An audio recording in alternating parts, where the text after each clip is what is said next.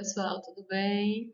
Estamos aqui de volta com o nosso curso de métodos quantitativos 1. Na aula passada a gente começou a ver o modelo de regressão simples. Lembrando o que é que a gente quer saber, a gente quer relacionar uma variável que a gente chamou lá de y, uma variável de resposta, ou uma variável que eu quero explicar ela, a uma outra única variável x. E aí eu quero saber o que acontece com y, como é que y responde quando eu vario x em uma unidade, duas unidades. Então, a gente aprendeu lá na aula passada, a gente especificou um modelo assim, y igual a beta zero mais beta 1 x mais u. Então, modelo linear. Aí a gente viu como é que a gente interpreta esse modelo, que o U vai resumir dentro dele todas as outras variáveis, todos os outros fatores que afetam o Y e que são diferentes de X.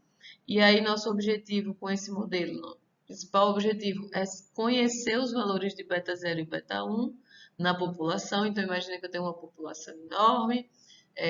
Lembra que população ela pode ser tanto de pessoas, quando ela pode ser também em outros níveis, ela pode ser empresas, ela pode ser é, pedaços de terreno, né? Que a gente viu aquele exemplo que Y é a produção de soja e X é o uso de fertilizante. Então, a população, ela tanto pode ser uma população concreta, por exemplo, todos os adultos do Brasil, quanto ela pode ser uma população mais abstrata, é, tudo que vai ser produzido nos terrenos, pedaços de terrenos,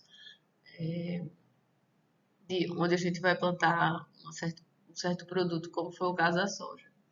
E aí a gente viu naquela aula lá, na aula passada, o significado, o que é que está por trás. A gente viu o nosso objetivo são estimar esses dois. Como é que a gente faz para ter um bom chute, uma boa estimativa desses dois parâmetros? A gente viu mínimos quadrados ordinários. O que a QMQO faz? Ele pega os valores das pessoas que eu tenho na amostra e ele minimiza o que ele vai escolher beta 1 e beta zero, tal a minimizar a soma dos quadrados dos resíduos. Então, o que fica de fora, eu vou ajustar a melhor reta, de forma a os desvios reais dos pontos da reta prevista, estimada, eles sejam mínimos. Então, a gente viu mínimos quadrados, como é que a gente faz, como é que a gente implementa para fazer esse tipo de estimativa no R. Basicamente foi isso que a gente viu na aula passada. Nessa aula a gente vai dar continuação, então ainda estamos no modelo de regressão simples.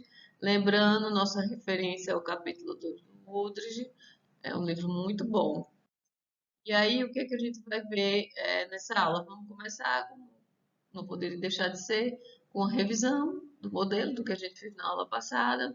E aí a gente vai fazer pequenas mudanças nesse modelo. A gente estava trabalhando, por exemplo, com o modelo que eu mostrei para vocês agora, em beta zero mais beta 1x mais u. A gente vai pensar um pouquinho o que acontece quando eu mudo a unidade de medida. Então, se y é o salário, o que é que acontece se eu meço o salário em dólares ou se eu meço o salário em milhares de dólares? Certo? Então, eu faço uma troca na unidade de medida. Seria de esperar que a lógica, os resultados, eles não se alterem em termos lógicos quando eu faço mudanças de unidade de medida. Pode ser tanto no Y quanto pode ser no X. Por exemplo, se eu estava medindo anos de escolaridade, imagine se eu medir em vez de anos, se eu medir em meses. O que é que acontece com o resultado dos meus estimadores de mínimos quadrados ordinários? Certo? Aí depois que a gente fizer isso, eu até pensei, estava aqui pensando antes de gravar quando eu estava revisando, porque geralmente eu pego uma aula que eu dou em sala e eu gravo aqui, porque o objetivo dessas aulas não é a gente ter aulas do YouTube. Às vezes eu recebo mensagem de pessoas que não são meus alunos me perguntando, isso aqui é um quebra-galho, para substituir quando a gente tem um evento adverso, como foi o caso da pandemia e como está sendo agora o caso da greve, que aí os alunos, eu não ia fazer greve, mas os alunos pediram porque não tem ônibus e tal.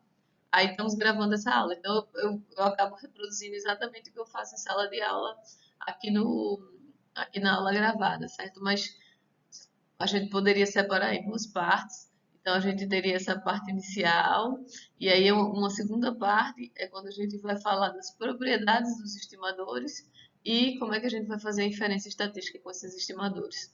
Então, daqui para lá, a gente vai estar falando sobre questões diferentes, sobre a amostra, o que acontece quando eu sei que eu tenho uma população e nessa população eu posso sortear várias amostras diferentes. Então, imagina que eu quero analisar o salário e a educação das pessoas, como na base de dados WAGE 1, lá dos Estados Unidos, então a população são pessoas dos Estados Unidos em um certo ano, porque os dados não são recentes. E aí eu boto, sei lá, 500 pessoas na minha amostra. É claro que 500 pessoas não é o censo, não são todos os trabalhadores dos Estados Unidos. E aí o que a gente vai fazer é uma análise estatística, como a gente fez na nossa revisão, de imaginar, ora, se eu tenho um subgrupo da população, então eu espero que cada vez que eu fizer um sorteio com 500 pessoas, eu vou ter estimadores de mínimos quadrados diferentes. Certo? Por quê? Porque vocês estão lembrados que os estimadores, eles dependem dos dados da amostra? Como era mesmo? Vocês lembram? Beta 1 chapéu é a covariância entre x e y sobre a variância de x. E a gente tinha até os somatórios. Se eu não me engano, é o produto de xi menos x barra, yi menos y barra, dividido, aí embaixo é a variância de x, certo? A variância eu precisaria só de um n que corta com n de cima, mas basicamente é a variância de x que eu tenho embaixo. Então, tudo isso é válido com aqueles dados amostrais, com aqueles x e y que eu peguei naquela amostra específica. Então, se eu tenho amostras, se eu não tenho uma população toda, cada conta que eu fizer, em teoria, com uma amostra diferente, vai me levar a um estimador de mínimos, uma estimativa de mínimos quadrados diferentes. Então, a gente vai pensar, como a gente já viu naquela nossa revisão, o que é que eu espero do método. Então, o que é que eu tenho de resultado teórico para propriedades dos estimadores de mínimos quadrados. E aí, sabendo as propriedades dos estimadores, sabendo em particular o erro padrão desses estimadores, a gente vai poder fazer inferência estatística. Vocês lembram? Inferência estatística, intervalo de confiança e teste de hipótese. Por isso, para mim, foi tão importante a gente gastar aquele tempo relembrando esses conceitos de sorteio, relembrando intervalo de confiança para uma variável só, relembrando teste de hipóteses para uma variável só. Aqui a gente não tem uma variável só, a gente tem duas variáveis nesse modelo. Mas o que a gente vai fazer é intervalos de confiança para um parâmetro estimado a partir de um estimador, certo? O parâmetro não é o beta 1 chapéu, é o beta 1. Para um parâmetro. Ou para um não, para dois, né? Mas o nosso principal interesse é esse um, certo? Então vamos lá começar com nossa revisão do modelo de regressão simples. E aí, a gente como eu estava mostrando para vocês, com esse círculo da população e as amostras que a gente sorteia, a gente começa assumindo que a gente tem uma amostra aleatória, que eu não estou com uma amostra que não seja representativa. Então, a gente supõe sorteio aleatório dessa amostra partindo da população de interesse. E aí, para essa amostra, eu peguei um conjunto de trabalhadores, eu vou, no exemplo, né? Eu vou ter duas variáveis, eu vou ter x e y, então eu vou coletar duas informações para cada pessoa e eu quero saber como y varia com x. Então, por exemplo, se x é a escolaridade, y é o salário, eu quero saber como é que o salário está variando com x. O que a gente fez? A gente estabeleceu um modelo simples, um modelo de regressão linear simples, esse modelozinho daqui, que vai também nos ajudar a fazer previsões de valores de y quando x muda. Mas lembre que nosso principal objetivo no curso não é fazer previsão. Se o meu objetivo é realmente previsão, eu tenho vários modelos muito mais sofisticados esses que está na moda de aprendizado de máquina. Como a lógica dele é fazer previsão, ele separa a amostra em dois grupos e aí depois testa a amostra para escolher o melhor modelo de previsão fora da amostra. Aqui a gente vai botar previsão entre aspas, mas o nosso principal objetivo é estimar uma relação, é o beta 1, a relação entre x e y, certo? Qual é a principal hipótese que a gente tem para pego esse modelo, estimo por mínimos quadrados e dou uma interpretação causal? Eu vou ter a hipótese da média condicional zero. Essa é a principal hipótese que a gente tem. E cá entre nós, certo? No modelo de regressão simples, ela dificilmente vai ser válida, a não ser que eu tenha um experimento aleatório, eu estou só rodando, estou só fazendo meus cálculos usando o modelo de regressão. O que é que a média condicional zero diz? Ela vai dizer que a média de tudo que eu não observo, todos os fatores que eu não observo, que estão lá no U, vai ser constante. Igual a zero é só uma convenção, mas vai ser constante para fatias diferentes da população. Para fatias da população com diferentes valores de x. Então, se x é a escolaridade, eu quero saber que tudo que eu não observo, que afeta o salário, para quem é analfabeto, para quem terminou o ensino fundamental em anos iniciais, para quem terminou o ensino médio, para quem terminou o ensino superior, para todas essas diferentes fatias da população, eu vou ter uma média constante do, do que eu não observo. Então, como que eu não observo? Tem muita coisa, não é razoável eu fazer esse tipo de hipótese, certo? Mas é bom a gente saber o que é só essa hipótese que me garantiria eu ter um estimador causal. Beta 1 estimado por mínimos quadrados vai me dar uma resposta causal. Então é importante a gente conhecer o que seria preciso para a gente também saber a fragilidade desse tipo de modelo, que esse tipo de modelo não vai me dar uma relação causal. Aí, beleza. Se eu tenho a hipótese da média condicional zero válida, o que é que a gente vai ter como resultado? Que, ó, a média de y, então, valores médios, é o salário médio condicional a x. Então, o salário médio condicional a pessoa ter terminado o ensino médio, por exemplo, então, condicional ao valor específico de x, vai ser dado por essa equação, beta 0 mais beta 1x. Certo? Então, como uma função linear da variável explicativa. Aí, beleza. Supondo isso, vou fazer mínimos quadrados. Mínimos quadrados faz o quê? Minimiza, por isso que é mínimos, os quadrados. Então, minimiza. Vai procurar beta 0 e beta 1 de forma a minimizar os quadrados dos resíduos para todas as pessoas da amostra. Então, olha esse nzinho aqui dizendo que a gente está trabalhando com uma amostra. Os resíduos vão ser o quê? Vou jogar dentro deles beta 0, beta 1, chapéu. Ou seja, vou pegar a relação, vou escolher beta 0 e beta 1, chapéu, de forma a ter uma reta que melhor se ajusta aos dados ou de forma a ter uma reta que minimiza o quadrado dos resíduos. Então, é mínimos de minimizar os quadrados dos resíduos. Por que que se chama ordinários? Mais na frente a gente vê que existem ponderados. Aí, por ponderados, a gente diz assim, vou dar um peso diferente para pessoas diferentes da amostra. Esse aqui é ordinário, todo mundo entra com o mesmo peso, com a mesma importância. Quando eu faço essa minimização, que a gente não fez, mas eu só mostrei rapidinho para vocês em um exemplo, eu vou derivar essa expressão em relação a beta 0, vou igualar a zero, derivo essa expressão em relação a beta 1, igual a zero, e aí depois de igualar a zero, manusei os dados, eu fico com essas duas estimativas que basicamente vão me dizer o beta 1 é que à medida que eu vario x, então a variação de x, eu observo quanto eu tenho de variação, de covariação entre x e y. Então é esse o meu estimador de mínimos quadrados ordinários para o coeficiente de inclinação. Aí, no finalzinho da aula, se eu estivesse fazendo realmente um canal do YouTube, eu teria quebrado, eu teria separado a parte de ajuste do modelo diferente de estimação por mínimo quadrados, mas a gente está vendo uma aula normal, como é que a gente faz. Então, no final da aula passada, a gente falou sobre o R2, que é uma medida de ajuste do modelo linear. Então, eu vou ver o quão bem a reta está se ajustando àquela nuvem de pontos que eu tenho. Se eu tenho uma nuvem de pontos em que os pontos caem bem pertinho em cima da reta, eu vou ter um ajuste muito bom, um modelo linear muito bom.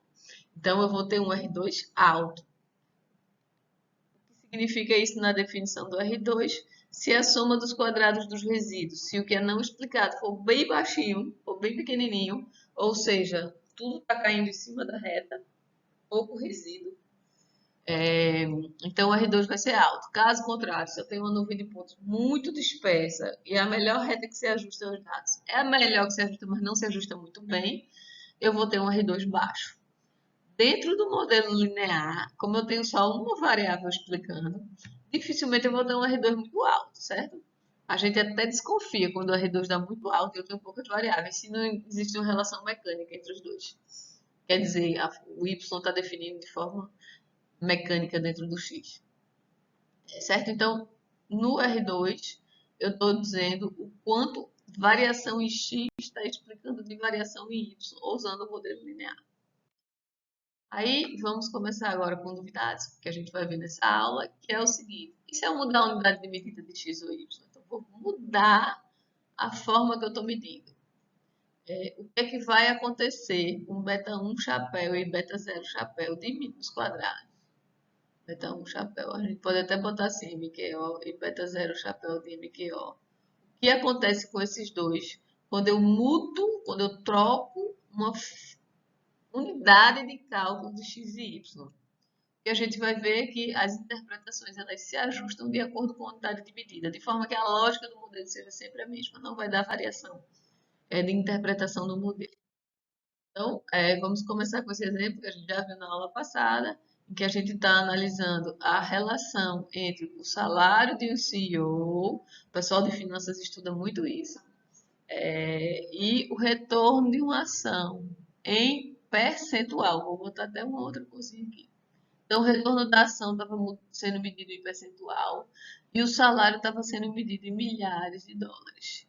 Então, é importante sempre quando a gente vai fazer uma análise, a gente dizer como é que que nível de medida a gente está calculando as variáveis. Tradicionalmente, nos artigos científicos, vem uma tabela com a variável e do lado a descrição da variável. E dentro dessa descrição, a gente informa como é que está sendo medido. Por exemplo, população está sendo medida em número de habitantes, em milhares de habitantes, em milhões de habitantes. Tudo isso são coisas que a gente pode mudar.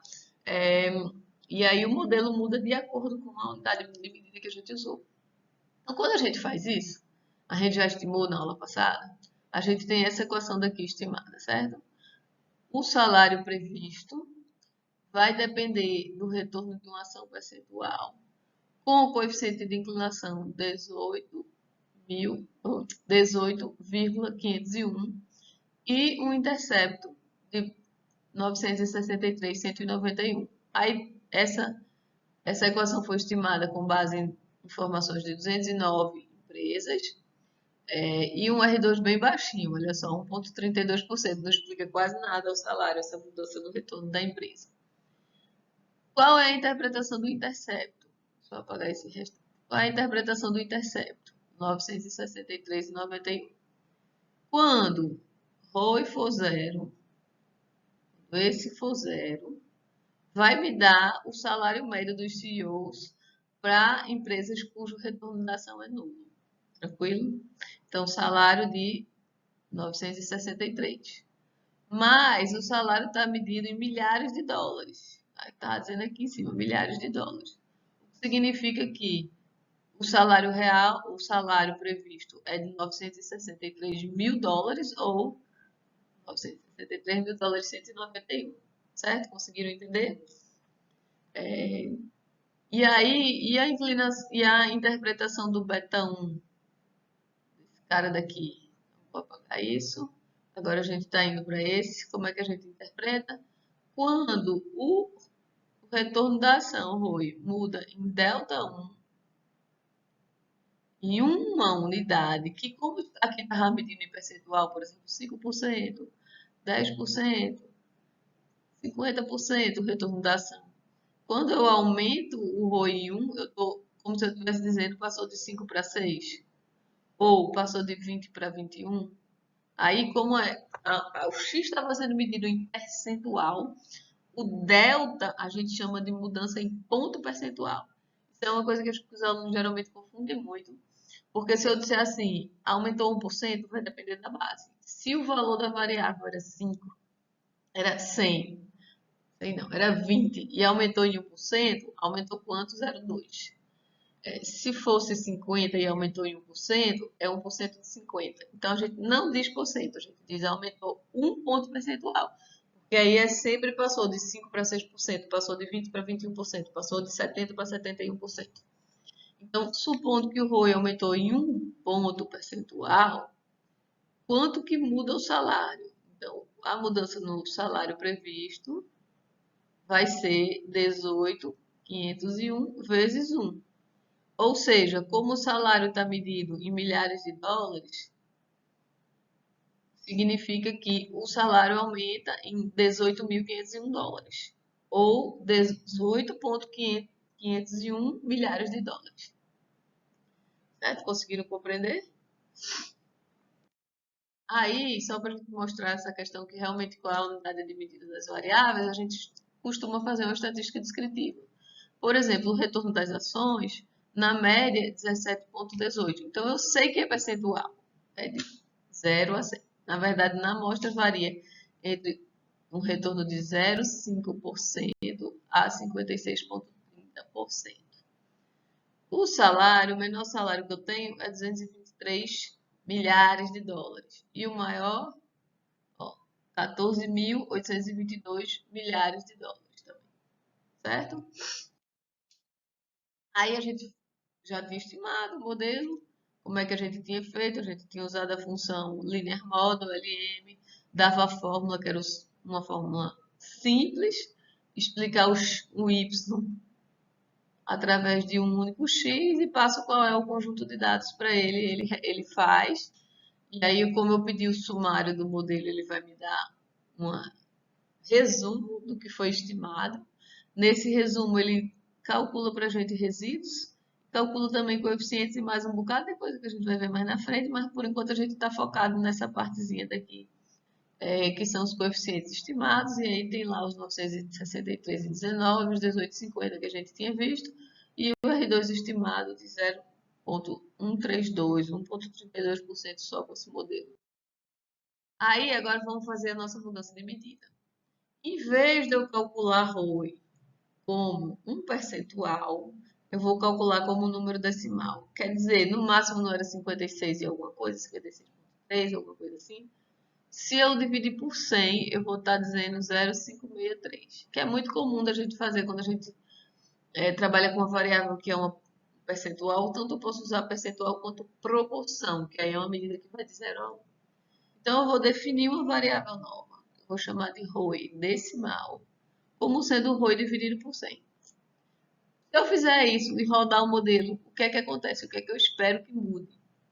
Então, número 1, o intercepto não deve mudar. Sabe por que o intercepto não deve mudar? Porque eu digo que ROI é zero no intercepto. Então, se ROI é zero, o ROI decimal vai ser zero também, o intercepto não deveria ser afetado. Então, esse é o primeiro resultado. O intercepto não deve mudar. A inclinação deve mudar, porque agora quando eu digo uma mudança, um ΔX de uma unidade, e sendo que o x está medido de 0 a 1, é como se eu estou dizendo que passou de 0 a 100%. Então, o correspondente seria, se eu quero mudar o x em um ponto percentual, ΔX em um ponto percentual, agora significa um ΔX de 0,01. Aí, ou seja, o modelo vai ter que se ajustar de acordo. Como assim? O coeficiente, ele vai ter que ir, ó, ele vai ter que captar isso. Em vez dele ser 18.501, ele vai ser multiplicado por 100. Uma forma da gente ver, não sei se vocês não gostam muito de matemática, mas eu tinha a minha equação original, era 18.501 vezes o ROI. Aí eu quero dividir o ROI por 100, é a mesma coisa, eu posso multiplicar por 100 e dividir por 100 na minha equação, que eu fico com a mesma equação, né? Questão básica de matemática. Aí essa é a minha nova variável, esse é o meu ROI decimal. Então, significa o quê? O ponto não está nem dando para ver direito, né? O ponto ou a vírgula. Aí o ponto não estava dando para ver direito, eu fui botar o ponto. Sem querer, eu parei a gravação. Aí eu vou continuar de onde a gente estava, certo? Aí eu estava dizendo o quê? Que eu pego essa parte da equação, que antes era 18 ponto, o ponto que deu trabalho, 501 vezes o ROI, dividia por 100, multiplicar por 100, tinha o mesmo modelo. Aí não mudei nada, né? Porque eu multipliquei e dividi pela mesma constante. Aí essa aqui é a minha variável nova, que eu estou chamando de ROI decimal. Significa que o coeficiente de inclinação, ele vai ter que absorver esses 100. E aí eu fico com 100 vezes 18.501. Aí a gente vem para esse modelo aqui que a gente obtém quando a gente estima usando uma variável já calculada. dividindo o retorno das ações por 100, que é o ROI decimal, certo? Então, a inclinação ela vai aumentar 100 vezes, da ordem de 100 vezes, e a medida de ajuste não deve mudar. Por quê? Porque eu troquei a minha unidade de medida do X, mas os pontos e a reta que melhor se ajustam vai ser basicamente a mesma coisa, é só a unidade de medida que muda. Então, o R2 ele não muda quando a gente faz esse tipo de mudança. Ou vamos ver se realmente isso acontece na prática, vamos voltar esse modelo. Então, primeiro eu vou criar a minha variável ROI decimal usando o mutate.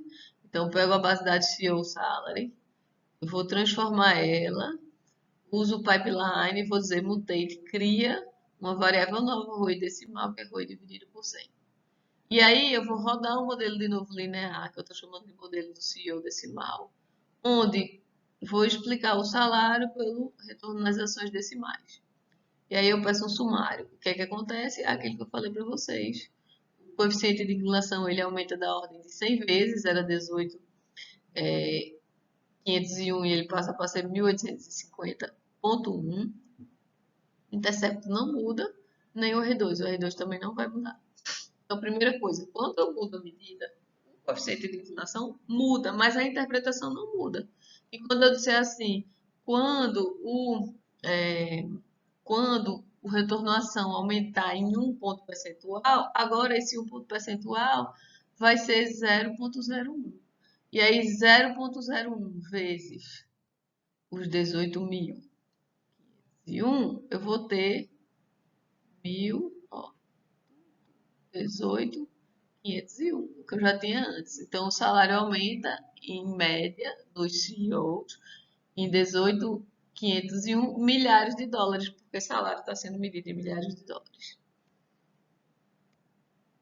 Então, aí, estava aqui no slide, mas eu gosto de escrever Normalmente eu dou aula assim, né? Eu escrevo no quadro e depois passo só para vocês terem no slide. Certo? Então, essa foi a primeira mudança que a gente fez. A gente mudou o X. O que acontece se eu mudar o Y agora? Certo? Então, o Y, que é o salário, em vez de a gente estar medindo ele em milhares de dólares, vamos trocar para medir em dólares. Agora eu vou querer em dólares. Ou seja, eu vou multiplicar por 1.000. Eu vou definir essa variável salary em dólares, que vai multiplicar por 1.000. O que é que vai acontecer com a equação? Eu gosto de ver a matemática, né? Então eu tenho o salário, vocês sabem que eu sou engenheira, beta 0 chapéu, mais beta 1 chapéu. E aí não é o ROI decimal, é o ROI que a gente está trabalhando aqui. Aí o que acontece? Eu não posso multiplicar por 100. Se eu multiplico por 100 aqui, eu vou multiplicar aqui também por 100. Então, como é que fica a minha equação? Salário, salário em dólares, que é esse produto aqui. Eu vou multiplicar tudo do outro lado por 100. Então, eu vou ficar com 100 vezes o beta 0 chapéu, mais 100 vezes o beta 1 chapéu. É só isso. Então, o que é que vai acontecer? Quando eu faço isso, ó, o intercepto vai mudar e o coeficiente de inclinação estimado também vai mudar. A interpretação não muda. Mas é por isso que é bom eu ter que saber qual é a unidade de medida do Y na hora que eu for interpretar. Porque eu vou dizer assim, quando o ROI for 0, o salário médio de um CEO é 963.191 dólares, porque agora eu estou pedindo dólares. Antes eu dizia, quando o ROI for 0, o salário é 963,191 milhares de dólares. É tudo a mesma coisa, só que a unidade vai ser importante. O R2 também não muda, certo? Vocês lembram que no R2 ele entra dentro dele, no R2. Soma dos quadrados explicada dividido pela soma dos quadrados totais. Então, como eu mudei o y, a unidade de medida do y, tanto eu vou afetar a soma dos quadrados totais, que é a variação total de y, quanto eu mudo também a soma dos quadrados explicadas. Mudei embaixo, mudei em cima, corta um com o outro, fica a mesma coisa. Agora eu vou deixar um exercício para vocês. E é bom, viu? Eu aconselho vocês a pararem, porque se a gente tivesse em sala de aula, eu ia parar e ia dizer, tentem fazer aí agora no computador de vocês. Tentem fazer agora. O que acontece? Primeiro vocês pensam, depois vocês rodam. O que acontece se eu mudar naquela base de dados dos votos? Os votos e o percentual de gasto na campanha, em vez de decimal para percentual. Em vez dos votos ter 0,51, quer dizer que o candidato A recebeu 51% dos votos, eu quero que vocês usem realmente 51%. Em vez de dizer a proporção do gasto de campanha do A for 70%, ou 0,70, eu quero que vocês digam 70%. 70%. O que é que muda? Pense primeiro no que é que muda, se precisar escrever a equação, e depois roda para ver se realmente vai bater com o que você. Aí vamos falar agora de um outro assunto. Então a gente viu mudança de medida, agora a gente vai fazer algo que não é só mudança de medida, a gente vai além. A gente vai dizer o modelo não precisa ser linear, eu vou incorporar não linearidades no modelo. A gente continua chamando de modelo de regressão linear, vocês vão ver por que mais na frente. Então, vamos pegar aquele exemplo que a gente estava trabalhando, com a base Wade 1, o retorno à escolaridade. Aí a gente tinha assim, eduque, anos de escolaridade, como é que afeta o salário médio de uma pessoa. Estimamos essa regressão com mínimos quadrados ordinários com base numa amostra de 526 observações, e o R2 tinha sido 16,48%. Aí, o que a gente está dizendo é que cada ano a mais de escolaridade aumenta o salário médio em 0,54. Essa equação, quais são alguns dos defeitos que ela tem? Primeiro, que é estranho, é esse intercepto aqui negativo, né? Quer dizer que uma pessoa com 0 anos de escolaridade ganha em média menos, não tem como a pessoa ganhar menos, a pessoa só pode ganhar positivo. Quando a gente vê os dados reais, a gente vê que não tem ninguém naquela base, nessa base Wage 1, cujo, é, cuja escolaridade seja zero. Então, essa equação ela vai me dar valores razoáveis dentro da amostra, dentro do que eu realmente observo. Mas é esquisito, né? Esse intercepto negativo. Então, essa é a primeira coisa. A segunda coisa, que é mais importante, é que o que eu estou dizendo aqui, 1 ano a mais de educação, de escolaridade, vai ter um retorno constante. Então, vai aumentar sempre o salário médio em 0,54, 0,54. Ou seja, aumentar mais um ano, um 16º ano, a partir do 15 para o 16, é a mesma coisa que aumentar do primeiro para o segundo. Eu não acho que seja, certo? Eu acho que o aumento ele não vai ser linear. Como é que a gente pode fazer isso? Uma coisa que a gente pode fazer é, vamos escrever um modelo em que o efeito percentual é constante. Então, 1 ano a mais vai sempre aumentar o salário em tantos por cento. Aí a gente estima. Ou seja, a gente vai estar no modelo com efeito crescente, percentual constante, mas efeito de salário crescente. Aí, como é que a gente faz para fazer isso? A gente vai trocar o nosso salário, nosso wage, pelo log do salário. A gente, em matemática, em pessoal da engenharia, tem costume mais de usar LN, mas o livro e os Ciências Sociais e o R, eles usam o termo log para o logaritmo na base natural, para o LN. Então, a gente vai usar isso aqui nesse curso. Sempre que vocês virem log, é log na base neperiana. Então, a gente está mudando, a gente está trocando o modelo. Não é uma mudança só de medida, é uma mudança de lógica do modelo. Que, em vez de usar wage, em vez de usar salário aqui, eu vou usar log do salário. Certo? Então, em vez de você ter uma relação linear, em vez de ter uma relação linear x e y, linear, como é que fica se o log do wage? Lá vai eu, né? Engenharia não sai da pessoa. Se o log do wage é beta 0 mais beta 1 eduque mais o wage, se eu botar o y aqui, o wage vai ser, vou passar a exponencial dos dois lados. Uma exponencial de beta 0 mais beta 1 eduque mais 1, certo? Então, y é uma exponencial de x. Então, nesse segundo modelo, eu estou com coisa assim.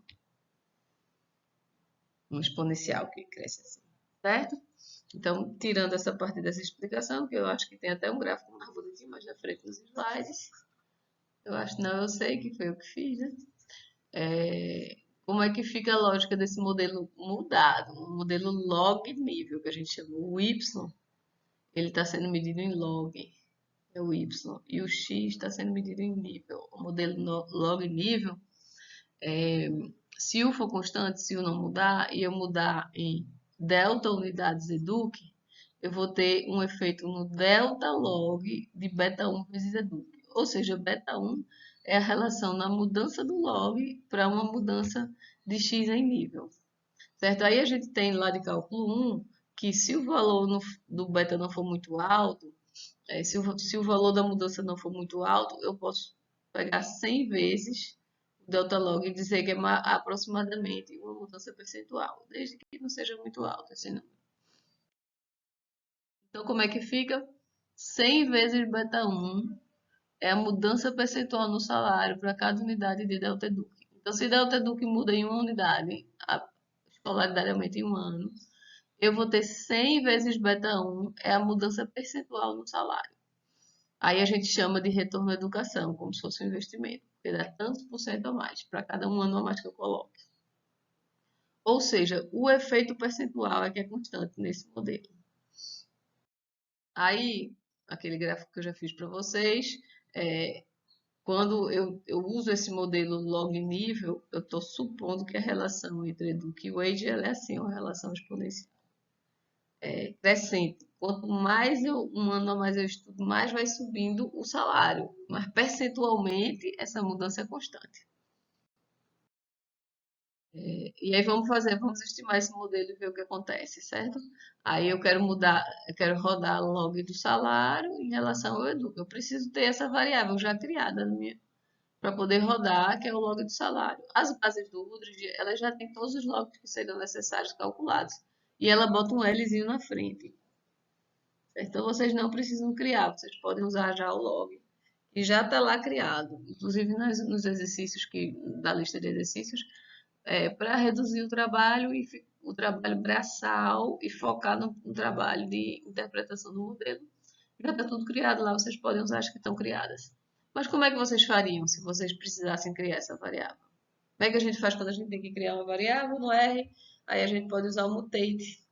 E aí o mutate junto com a fórmula log, que é uma fórmula que já existe no R. Então não é nada também muito sofisticado, é bem tranquilo de fazer. Se eu olhar lá, a variável já existe, é a média de 6,779. Dá um summary nas variáveis sempre para ajudar na interpretação delas. Aí vamos rodar meu modelo. Meu modelo agora é log e educ fica nível. E os dados aqui são o weight 2. Aí quando eu rodo usando base weight 2, a estimativa que eu tenho vai ser, ó, coeficientes. O principal é esse daqui. Então, 0,059. Beta 1 chapéu estimado. Beta 1 chapéu estimado é 0,059. Aí vocês lembram da interpretação que é 100 vezes beta 1 é a mudança percentual. Então, delta weight percentual para uma variação em educ. Então, se educ aumentou em um ponto, vai ser 100 vezes esse beta 1 estimado, ou seja, 5,9. Então, para cada um ano a mais de escolaridade, o salário aumenta em 5,9% aproximadamente, 5,97, né? Que pegando essa terceira casa. Uns 6% está aumentando o salário. É para cada ano a mais de educação. Então, isso é uma possibilidade. É o modelo que a gente fez. O modelo log nível, o beta, ele é o percentual constante. Agora a gente vai ver um outro modelo, que é o modelo da elasticidade constante. Elasticidade é um termo, é um conceito que a gente usa muito nas ciências sociais, principalmente na economia, que é quando uma variável aumenta em 1%, quanto muda o percentual da outra variável. E aí, nesse modelo que a gente vai ver agora, que é o modelo log-log, então o y está medido em log, y, e o x também está medido em log, vai dar para a gente um modelo cujo coeficiente de inclinação é a elasticidade e ela é constante. Então, quando eu rodo, por exemplo, pego aquele modelo, aquele exemplo da relação entre o salário, não, não é aquele, é outro. Relação do salário do CEO com as vendas da empresa. Certo? Então, lá a gente estava fazendo com retorno das ações da empresa, que a gente trocou para vendas. Então, quando eu faço log do salário em relação ao log das vendas, o que o beta 1 está captando é mudança percentual do salário por mudança percentual das vendas. Então, se as vendas sobem em 1%, o salário sobe em beta 1%. Não precisa multiplicar por 100 em nada, já é o beta 1 direto, certo? Então, uma das grandes vantagens da elasticidade é que ela é livre da medida que eu tenho, porque como é por cento, então é livre da unidade de medida que eu fiz. Algumas vezes faz mais sentido a gente supor elasticidade constante. Então, rodando, pego os dados eram o mesmo, só a variável que mudou, CEO salary 1, e rodo o log do salário por log das vendas, já está tudo criado lá na base de dados para a gente fica com 0,25667. Então, quando as vendas sobem 1%, o salário dos CEOs ele sobe em 0,25%, uma elasticidade abaixo de 1, a gente chama inelástico quando é abaixo de 1. Deixa eu tirar meu rosto aqui. É isso que eu estou falando para vocês. Aí, às vezes, a gente, então, para não falar 0,25%, vamos dizer assim, quando as vendas sobem em 10%, aí o salário sobe em 2,5%. Mas viram que é bem menos, é um quarto do quanto as vendas subiram, certo? Então é inelástico. Falei aqui para vocês. Aí, como eu falei para vocês antes, no modelo log, log, log, y é log, x é log, as unidades de medida não interferem. Para vocês verem isso, façam essa troca de unidade de medida, em vez de pegar as vendas no nível de vendas que está sendo calculado lá, mudam para vendas em, lá era milhões, as vendas estavam milhões, mudem para vendas em bilhões, ou seja, dividem por 1000 vendas, tira o log e usa esse log, veja o que acontece. O beta 1 não muda, vejam o que acontece com o intercepto. O intercepto muda, não muda. Quem tem que escrever em termos de equação, lembra que o log de uma divisão é o log de uma variável menos o log da outra. Então, isso daqui, na verdade, é o log. Eu não sei se vocês lembram disso, isso é ensino médio. O log da divisão é o log de um menos o log do outro. Ou seja, é como se eu tivesse com log sales, mas aí eu tenho que acrescentar isso, então vai mudar só o intercept. Mas façam e rodem para ver se vocês o que é que vocês descobrem disso, que realmente não muda. O coeficiente de inclinação não muda, o intercepto muda. Aí a gente tem basicamente quatro variações, usando log no x ou já log no y. A gente tem o modelo mais simples, que foi o modelo que a gente viu inicialmente, que é nível, o y é o próprio y, o x é o próprio x. Vocês lembram como é a interpretação de beta 1? Se delta x sobe em uma unidade, delta y sobe em beta 1 unidades. Aí a gente viu o modelo log nível, como é que fica a interpretação quando x muda em unidade, quando a escolaridade aumenta em um ano, o retorno à educação aumenta em 100 vezes beta 1%. Então, 100 vezes aquele 0,059 dava 6%. Por último, a gente viu esse modelo log-log, que é o modelo da elasticidade constante. A elasticidade constante, como é que eu interpreto? Quando o x muda em 1%, o y vai mudar em beta 1%. Um modelo que a gente não viu, vou deixar para vocês tentarem quebrarem a cabeça um pouquinho, é o modelo nível log. Então, como é que eu interpreto beta 1 nesse tipo de modelo? Tentem, pensem direitinho. E outra coisa, gravem qual é o número dessa tabela. Sempre quando tiverem dúvida, volta nessa tabela o que ajuda a gente a como é que a gente vai interpretar o modelo. Tabela 2.3 lá do livro que a gente está usando. Tranquilo? Muito difícil, muito raro a gente trabalhar com esse modelo log nível. Mas esses três modelos aqui, bom, esse modelo é o mais normal, né? Mas esses dois modelos a gente usa demais também em ciências sociais. Então, o que é que a gente viu com esses modelos que usam log? Que eu estou usando relações não lineares. Nas variáveis transformadas, o modelo continua sendo linear. Então, o que é que a gente diz? A gente diz que regressão linear ela é linear nos parâmetros. Beta 0 e beta 1 que estão entrando ali, sem quadrado, sem log, sem nada. São coeficientes estimados.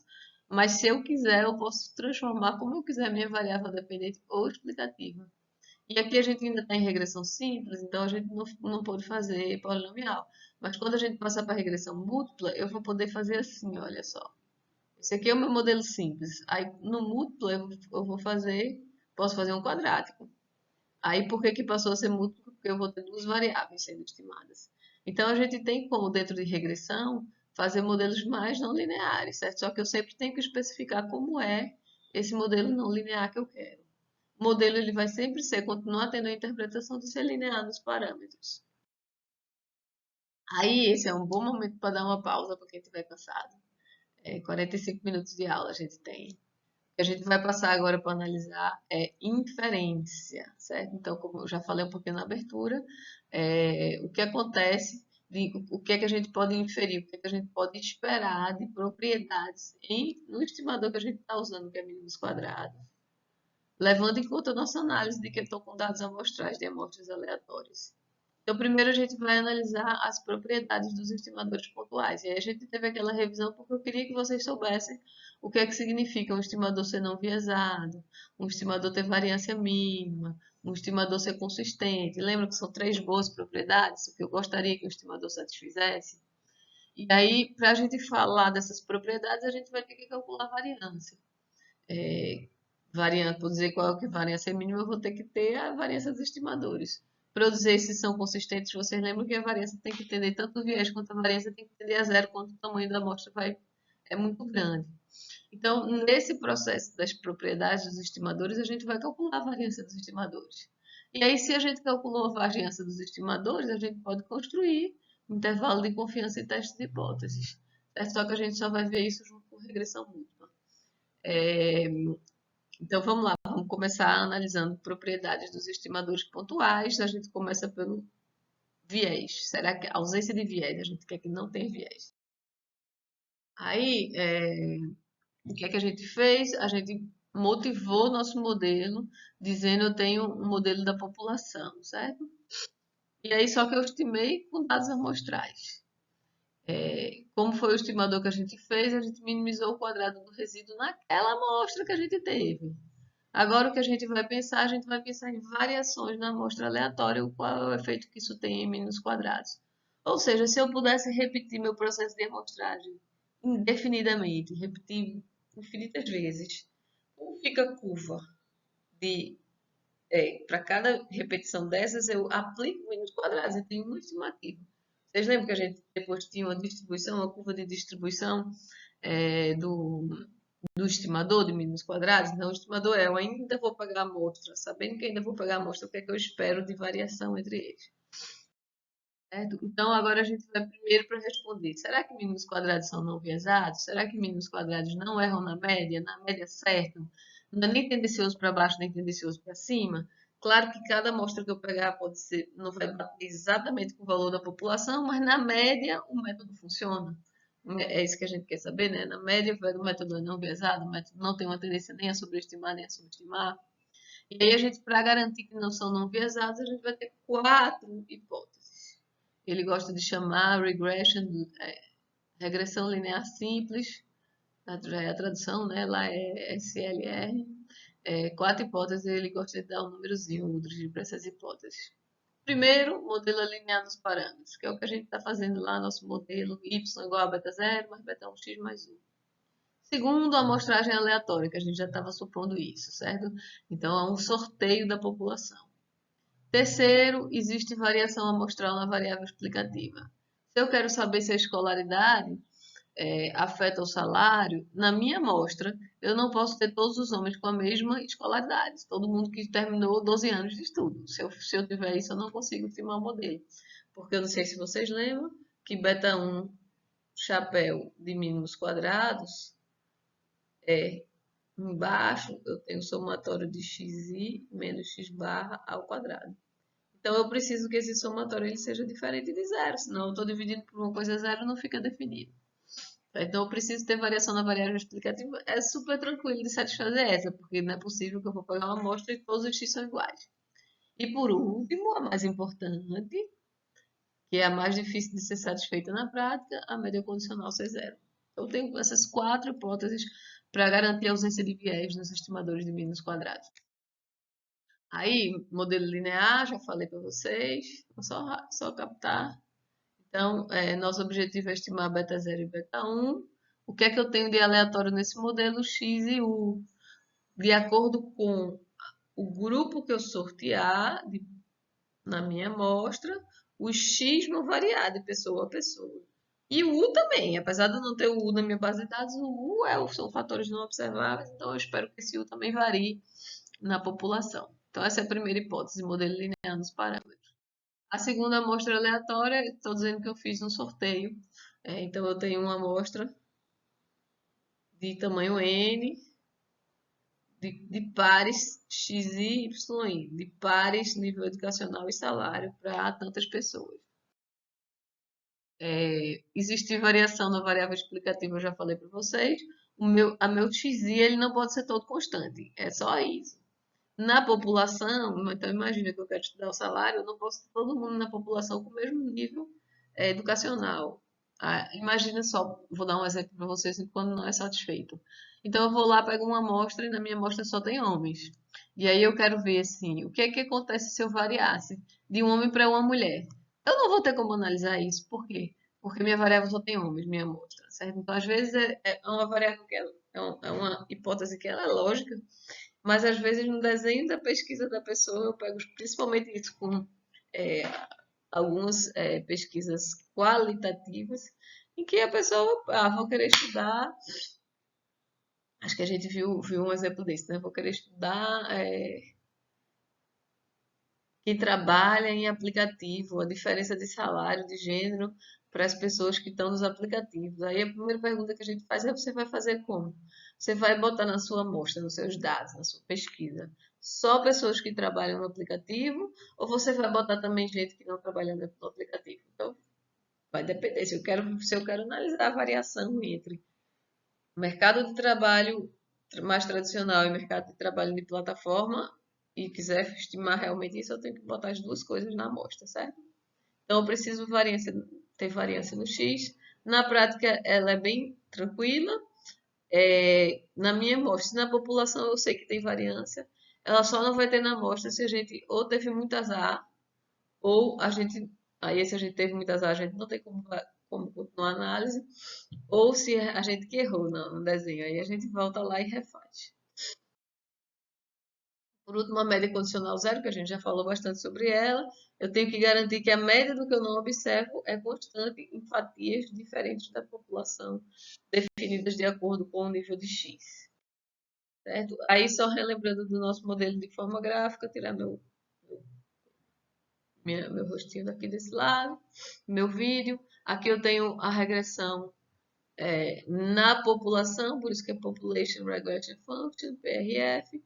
Estou dizendo que ela é linear, aí eu vou ter dados das diferentes pessoas, e aí eu tenho o que leva o y a não ser o previsto na equação. A equação prevê o médio, o y vai ser diferente, porque nem todo mundo vai estar igual na média, e aí eu tenho fatores não observados, que vão levar o y real a ser diferente do y previsto pelo modelo.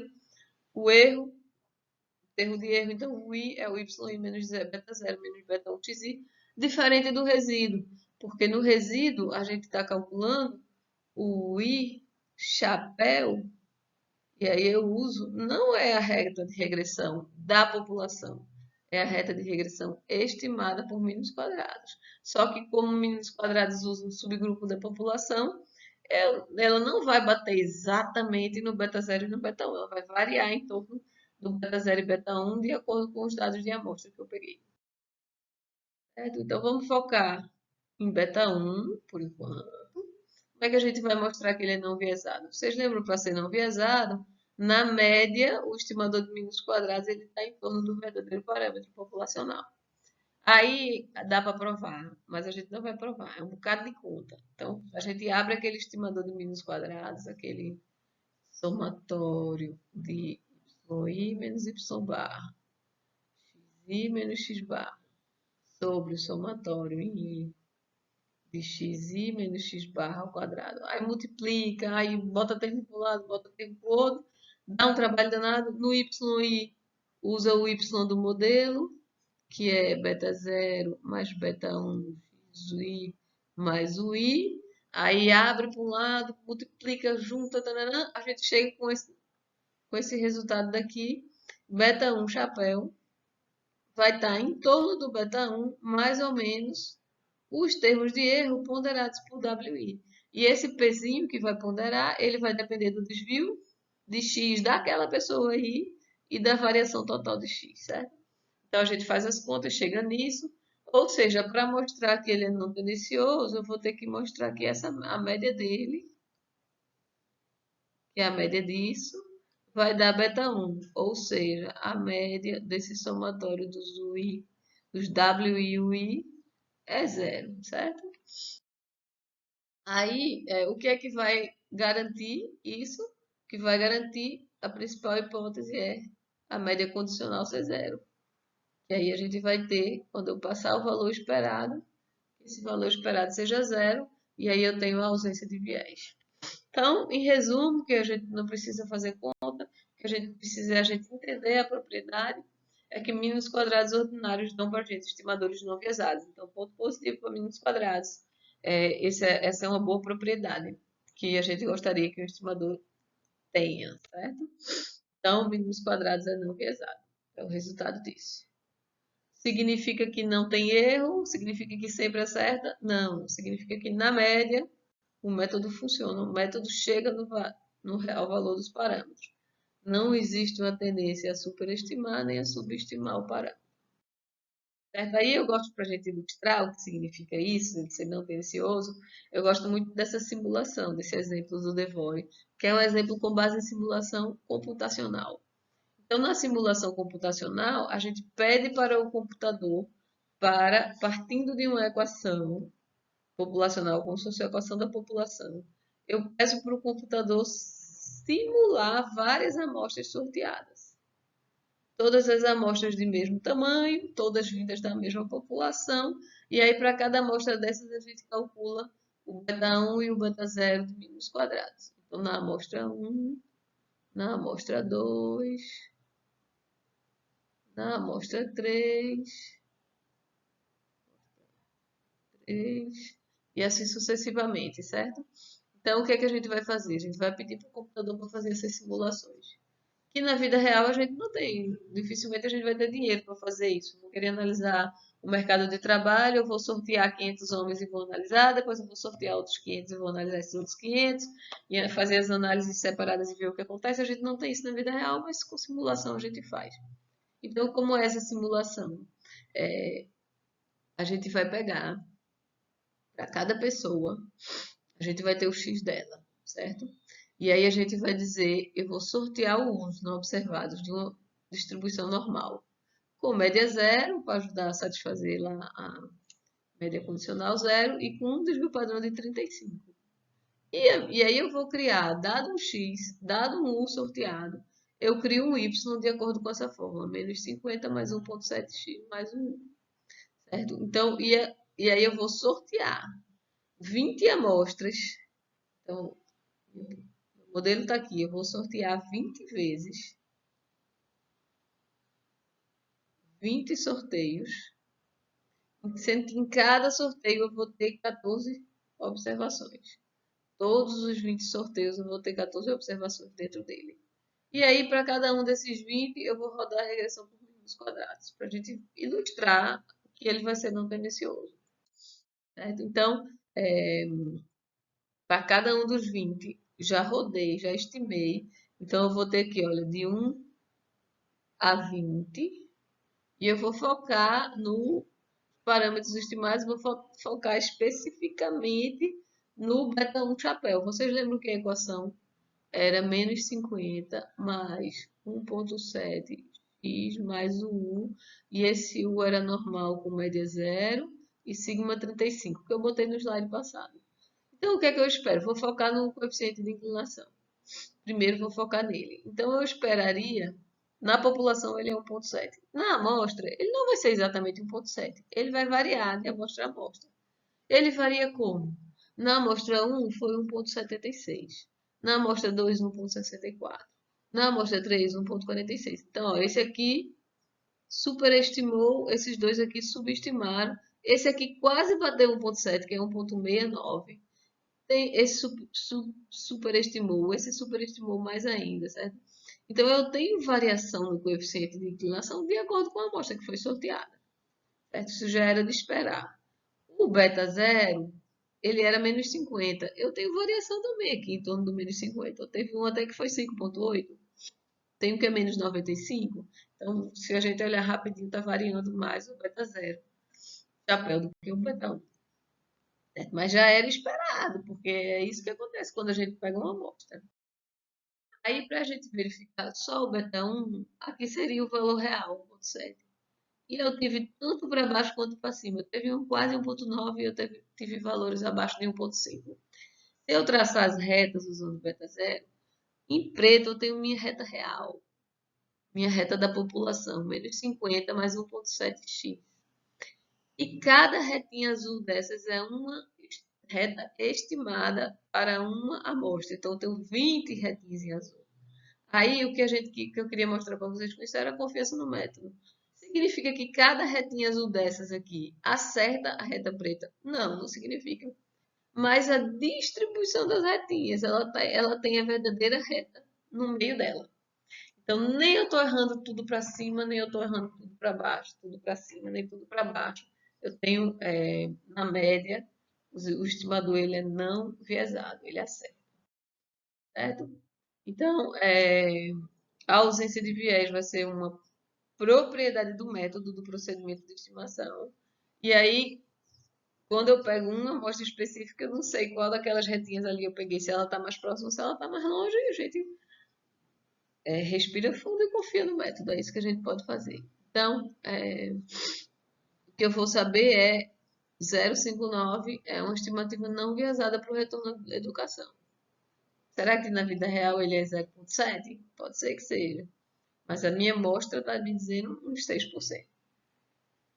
Aí a gente pode fazer, como vocês já podem imaginar, um teste de hipóteses. Será que eu posso afirmar que beta 1 é 0,07? Ou será que beta 1 é diferente de 0,07?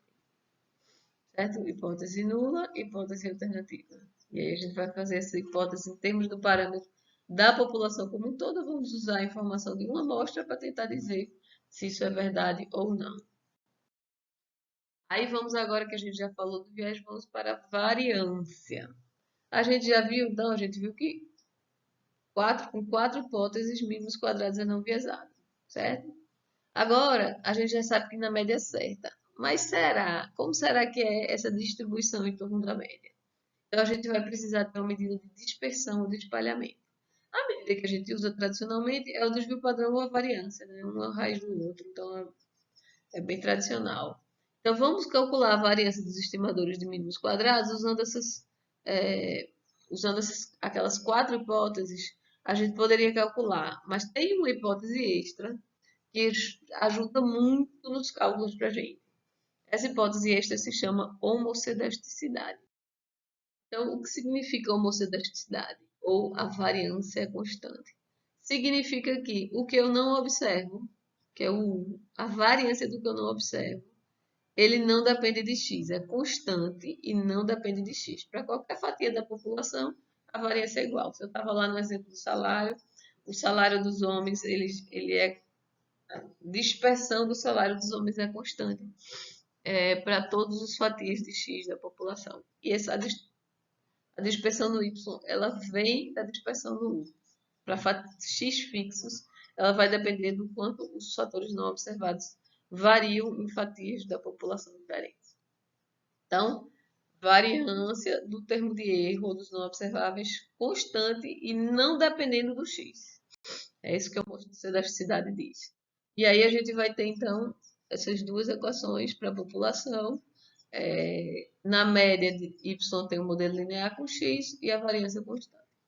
Certo? Algumas vezes a homocedasticidade vai ser realista, outras vezes não vai ser realista, vai depender do contexto.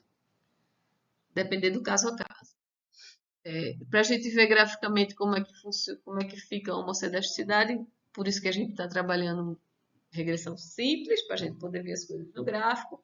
Então, eu tenho x, eu vou ter fatias diferentes de x na população. O que a gente está dizendo é que a variação do y, então a média está traçada pela reta e a variação a gente tem essas curvinhas em cima.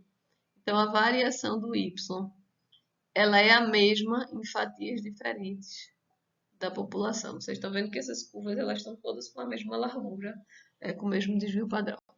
Então é isso que é a homocedaticidade graficamente, e o contrário da homocedaticidade é a heterocedaticidade, que é o que eu espero mais na equação, na relação de salário e educação. Então, o que é que eu espero? Que quanto menor o nível educacional, menor a média, o salário médio, e também menos variação eu tenho. Porque as pessoas que têm pouco nível educacional geralmente fazem trabalhos mais braçais e têm um salário mais parecido uns com os outros.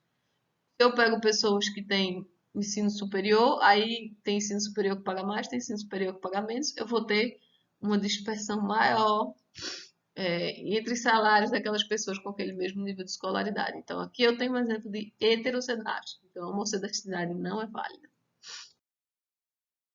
Certo? Aí vamos pegar um exemplo. Y é a poupança, e X é a renda das famílias. E aí, se beta 1 é maior do que zero, beta 1 é maior do que zero, a poupança média das famílias aumenta com a renda. Quanto maior a renda, mais poupança as famílias fazem.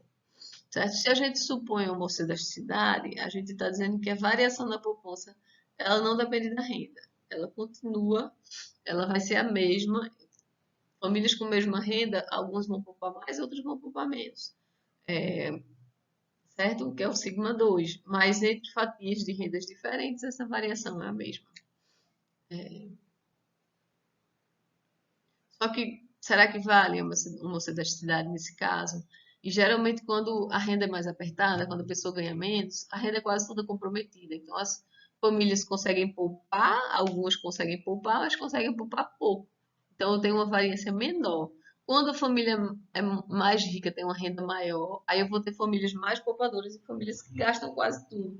Então, eu espero heterocedaticidade, porque eu espero que pouca variação em quem ganha pouco e muita variação na poupança em quem ganha muito, certo? Aí, de novo, não vamos provar, adicionamos essa quinta hipótese, certo? Adicionamos a quinta hipótese, então eu vou aquelas quatro hipóteses que eu tinha antes, modelo linear, amostra aleatória, média condicional zero e tenho variação no x, e agora adicionei a homocedaticidade. Posso calcular, né? Vamos calcular a variância de beta 1, ela vai ser igual ao sigma 2 a quanto varia, dividido pela variação total na soma dos quadrados de x, certo? Então, à medida que a variância dos não observáveis aumenta, se eu tiver muita variação no que eu não estou observando, eu vou ter mais variação no beta 1, porque ele vai mudar mais, certo? Então, quanto mais ruído eu tenho na relação entre y e x, mais difícil, mais vai variar o beta 1, porque vai depender do U e o U vai variar muito. Por outro lado, então esse é o lado de cima, certo?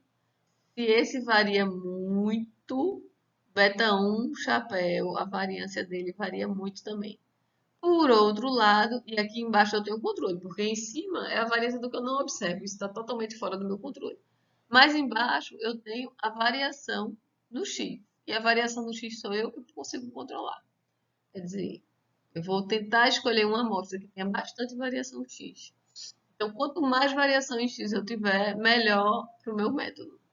A variação amostral em x é uma coisa boa e é o equivalente, ó, como eu não estou dividindo por n nem nada, uma forma de eu ter mais variação no x é simplesmente eu aumentar minha amostra, que todo estatístico é doido por amostra maior, por quê? Porque diminui a variância, diminui o erro. Desvio padrão é raiz da variância, então eu vou ter o sigma sobre o S que diz. E aí é uma medida teórica. É uma medida teórica da distribuição do betão chapéu. Como é que eu vou ter uma estimativa desse desvio padrão? Aí a gente chama de erro padrão. O erro padrão é uma estimativa do desvio padrão, onde eu vou precisar ter uma estimativa que... Esse aqui eu não tenho estimativa, eu tenho real nos meus dados da amostra, certo? Então eu pego para o denominador a soma dos quadrados totais de variação em x naquela amostra e eu preciso ter em cima uma ideia da variância dos não observáveis. Eu não sei os não observáveis, mas eu sei o resíduo. O resíduo é uma estimativa do não observado para cada pessoa. Então, o que é que a gente vai fazer? A gente vai estimar esse de cima usando os resíduos aqui. Vai ter um sigma chapéu. Vou usar os resíduos aqui. Certo? Então, olha só, usando os resíduos, eu vou chamar de erro padrão E aí, para balancear, pelo fato de eu ter estimado duas coisas, eu vou diminuir por n-2 embaixo, para ficar uma estimativa melhor. Então, o erro padrão, ele vai depender do resíduo estimado. Lembra que quando eu rodo no RULM, ele calcula já o resíduo 1 para 1? E variação amostral, a gente pode pegar de baixo, que é a soma quadrada dos totais em x. A gente pode calcular na amostra, ou seja, é tranquilo da gente calcular a variância do estimador de mínimos quadrados, a variação, o erro padrão do estimador de mínimos quadrados. Não vamos fazer isso na mão, o R já faz para a gente. Certo? Então, tá aqui como é que eu estimo, a gente focou nesse, mas a gente também poderia ter feito uma análise similar para o erro padrão do beta zero. Isso está na segunda parte de quando a gente roda um modelo. Então, quando a gente roda um modelo, a gente estava analisando os coeficientes aqui, logo do salário com educação, lembra aqueles 6% aqui? Aí eu tenho agora uma coluna do lado que diz para mim qual é o erro padrão estimado, de acordo com aquela fórmula, para o intercepto e para o nível educacional, certo? E ele diz aqui embaixo, Residual Standard Error, ele diz a estimativa do sigma chapéu 0,40 nessa base de dados. Então, o próprio programa já faz isso para a gente, mas é bom a gente entender que eu gosto muito daquele exemplo do Devore, né? O que é que a gente está entendendo, que a gente está estimando o quanto esses caras variam na inclinação e o quanto varia no intercepto. E aí, vamos terminar essa parte inicial de regressão linear simples, mas assim, tem muita informação que veio e que muita informação que a gente vai levar para a regressão múltipla, certo?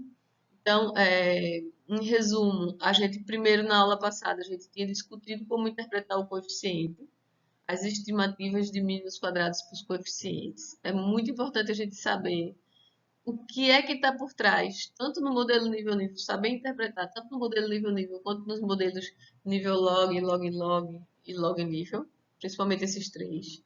A gente viu na aula passada definição e significado do R2, que é uma medida de ajuste linear dos dados, que eu disse para vocês também, não se apeguem muito a isso, que é só se o modelo linear está sendo bom ou ruim. Por um lado, vai ajudar a gente quando a gente passar para a regressão múltipla, porque a gente viu aquele exemplo de Lacombe, eu acho, aí a gente passava uma reta assim, aí a gente viu o R2 não era tão alto, mas aí se eu tivesse intuição, e aí quando eu chegar lá em regressão múltipla, eu vou poder usar, vou botar aqui em cima desse, vou fazer, eu puder usar, que é o x, aqui é o y, eu puder usar uma relação quadrática, vou botar uma outra variável, aí talvez seja melhor fazer uma quadrática.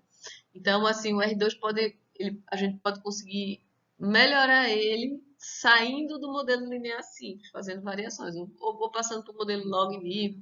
A gente vai discutir isso mais na frente, certo? Vamos continuar chamando o modelo de linear, porque o modelo é linear nos parâmetros em beta 0 e em beta 1. Aí, a gente viu agora no final da aula uma coisa muito importante, que são os erros padrões dos estimadores e o que significa. Significa que de amostra para amostra, o estimador de mínimos quadrados vai variar. E eu tenho uma previsão de quanto é que ele varia através do erro padrão, certo? E aí a gente poderia continuar, vamos fazer agora teste de hipótese, intervalo de confiança, já que eu sei esses erros padrões. Mas vamos deixar para fazer isso mais na frente. Agora a gente vai dar uma pausa nessa parte de inferência. A gente vai voltar para a regressão múltipla e aí a gente vai ver como interpretar os coeficientes de regressão múltipla, como é que faz ajuste, erro padrão em regressão múltipla e aí depois a gente vai para a inferência já dentro de regressão múltipla. Então, próxima aula a gente vai para a regressão múltipla, quando a gente adiciona várias variáveis. A gente botou mais de uma aqui, a gente só tem uma, só o x, eu vou ter na próxima aula x1, x2, x3, até xk, vai ficar bem genérico. A gente pode adicionar o que a gente achar que influencia o y dentro do nosso modelo de regressão. Vai ficar bem mais interessante a análise, certo? Então, até a aula que vem. Aqui está a lista de exercícios para vocês, mas eu vou passar para vocês. Coloco lá para vocês no cigarro direitinho. Eu gosto muito, vocês sabem, dos exercícios do computador do Udrich, porque na época que eu aprendi não tinha base de dados, a gente aprendia só a teoria. Então, aquelas contas que eu disse, não vamos abrir essas contas, a gente ficava abrindo lá, fazia um bocado de conta. Eu acho que a gente aprende bem mais em termos do que a gente vai fazer de pesquisa aplicada, trabalhando com base de dados. E as do UDRJ, elas são em cima de dados de artigos reais, de pesquisas que realmente foram feitas. Então é isso, acabamos a nossa parte inicial de regressão linear simples. A aula que vem vamos para regressão múltipla. Espero que a gente já volte presencial, mas vamos ver como é que fica essa greve, como é que fica o ônibus, certo? Então até já.